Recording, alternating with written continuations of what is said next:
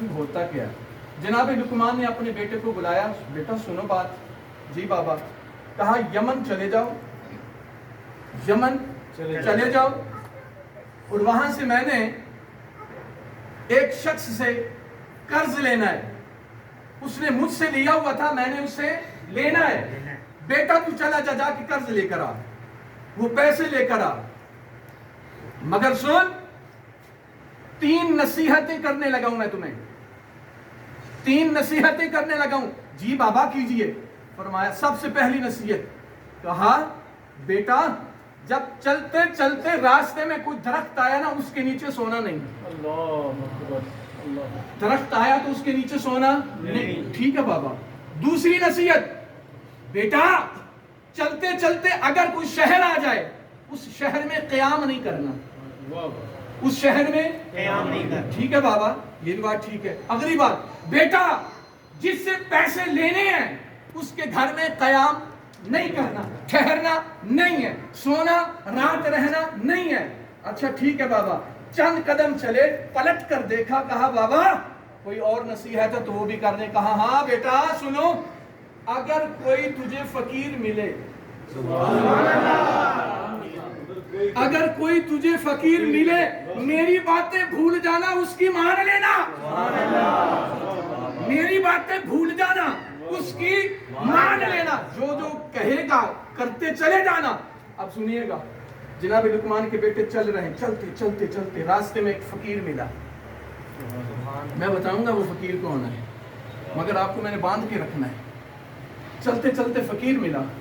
وہ فقیر کہنے لگا بیٹا کدھر جا رہے ہو؟ کہا یمن جا رہا ہوں. اچھا بیٹا میں نے بھی ادھر جانا ہے، مجھے بھی ساتھ لیتے جا. اب چل پڑے اللہ کا فقیر اور جناب لقمان حضرت لقمان کا بیٹا. اب چل پڑے دونوں. رات ہو گئی، اندھیرا چھا گیا. ایک درخت دیکھا. بابا کہنے لگا بیٹا اپنی چادر اتارنا، ادھر بچھاؤ. دونوں ادھر سو جاتے ہیں. تو جناب سنیے گا، لقمان کے بیٹے نے سوچا کہ میرے باپ نے تو مجھے نصیحت کی تھی کہ کسی درخت کے نیچے سونا نہیں ہے. سنیے گا ماں باپ کی نصیحت، اس لیے میں نے یہ بات لی ہے.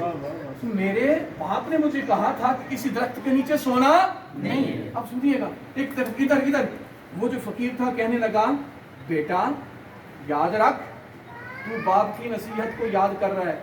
مجھے نہیں پتا اس فقیر کو بتاتا کون تھا، مجھے نہیں پتا اس فقیر کو بتاتا کون تھا. وہ فقیر کہنے لگا بیٹا تو سوچ رہا ہے میرے باپ نے نصیحت کی تھی کہ کسی درخت کے نیچے سونا نہیں ہے. تو وہ فقیر کہنے لگا بیٹا ساتھ باپ نے یہ بھی تو کہا تھا ہاں اگر کوئی فقیر تجھے ملے وہ کچھ کہے تو اس کی مان لینا، میری بھول جانا. اچھا سنیے گا، پردہ ڈالا، ادھر چادر ڈالی. اب بچہ بھی لیٹا، وہ فقیر بھی لیٹا. بچہ سو گیا لیکن فقیر نہیں سویا. درخت سے ایک اژدہا گرا، سانپ گرا، ناگ گرا. اس فقیر نے پکڑا، مارا، رکھ دیا. صبح ہی بچہ اٹھا، کہنے لگا میرے ابو نے تو ایسے ہی کہا تھا، جناب لقمان نے ایسے ہی کہا تھا، بات تو کچھ بھی نہیں ہوئی.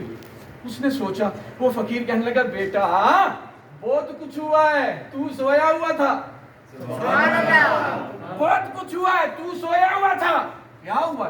فرمایا جا دیکھنا وہ سانپ مرا پڑا ہے. جب دیکھا نا تو جناب فقیر نے کہا کہ بیٹا ایسا کرو، اس کا سر اتارو، سانپ کا سر اتارو، کپڑے میں ڈالو اور پاکٹ میں ڈالو، کہیں کام آئے گا، کہیں کام آئے. میں نے کہا زندگی میں آپ پہلی بار یہ بات سن رہے ہیں، شاید کہ کسی کو پتا. سنیے گا، وہ سانپ کی سری کپڑا اس نے پاکٹ میں ڈال دیا، چل دیے.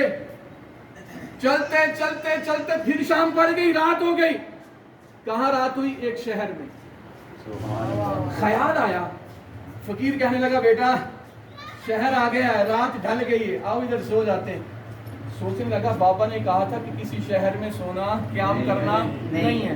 فقیر کہنے لگا بیٹا باپ نے تو کہا تھا، مگر یہ بھی تو تھا نا جو فقیر کہے گا میری بھول جانا، اس کی مان لینا. میں کہہ رہا ہوں ٹھہر جا. مگر سنیے گا، اس شہر کا ایک بادشاہ تھا. جو بھی شخص اجنبی وہاں جاتا تھا نا تو اپنی بیٹی کی شادی نکاح اس کے ساتھ کرتا. جب صبح ہوتی وہ بچہ جس کے ساتھ اس کی شادی ہوتی تھی نا وہ مردہ پڑا ہوتا تھا اور بچی ٹھیک ہوتی تھی. وہ مردہ پڑا ہوتا تھا, بچی ٹھیک ہوتی تھی. اچھا اس فقیر نے کہا بیٹا پر ایک بات سنو.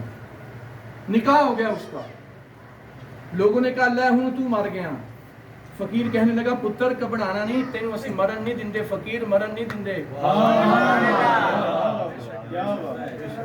میں تو کیا سی تھوڑا میٹھا پا کے رکھی ہو تو توجہ رکھنی ہے. فقیر کہنے بیٹا کیوں سوچتا ہے؟ او بابا یہ کہہ رہے ہیں تو مر جانا, فرمایا سی تینوں مرن نہیں دندے, جو کہہ رہا ہوں وہ کرو. جی کیا کریں؟ جب کمرے میں جانے لگا تو آپ نے کہا وہ جو سانپ کی سیڑھی تھی کدھر ہے؟ جی پاس ہے. میں نے کہا نکالو, کپڑے میں ڈال کے اس کو آگ لگاؤ, پورے کمرے میں دھونی لگا دو. پورے کمرے میں دھونی لگا دو, دھواں پھیل گیا. رات گزر گئی, بیٹا بھی سلامت, لڑکی بھی سلامت. صبح ہوئی, چل پڑے پھر اور اس شخص کے پاس چلے گئے جس سے پیسے لینے تھے. جب اس نے دیکھا اس نے کہا تو دینے پڑیں گے. وہ تھا بے ایمان. اکثر یہ ہوتا نا پیسے کسی کو دینے ہو نا تو بندہ کہتا ہے یار بے ایمانی ہو جا, نہ ہی دینے پہ. اس نے کہا کیا کروں اس کے ساتھ؟ اب بات ختم ہونے لگی, صرف 2 سے 3 منٹ ہے. آخر دینے لگا. اس نے کہا ایسا کرتے ہیں ان کو ایک کمرے میں سلاتا ہوں اور رات کو ان کا سر قلم کر دوں گا. اچھا وہ بچہ کہنے لگا میرے بابا لقمان نے کہا تھا کہ ٹھہرنا. فقیر کہنے لگا اسی ہاں نہ ڈرن دی کئی لوگ ہے, اسی ہاں نہ یار. تو ٹھیک ہے جی.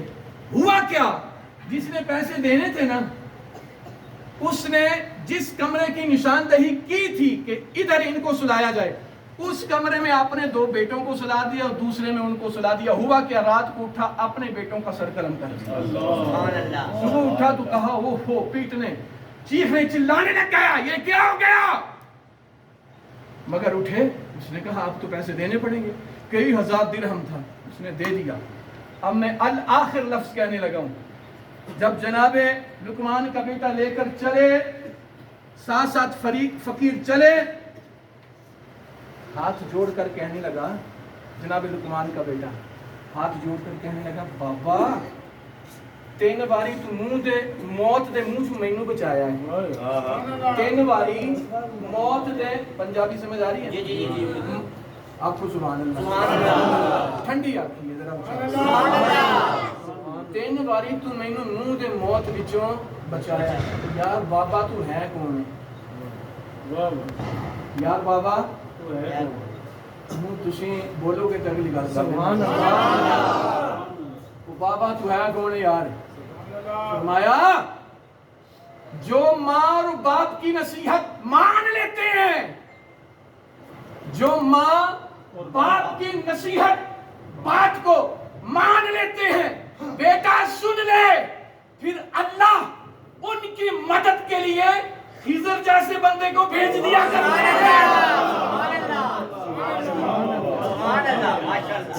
جو ماں باپ کی جب ماں اور باپ کی جو بات مان لیتا ہے, نصیحت تسلیم کر لیتا ہے, پھر اس کی مدد کے لیے اللہ جناب خضر کو مدد کے لیے میں خضر ہوں, میں خضر ہوں.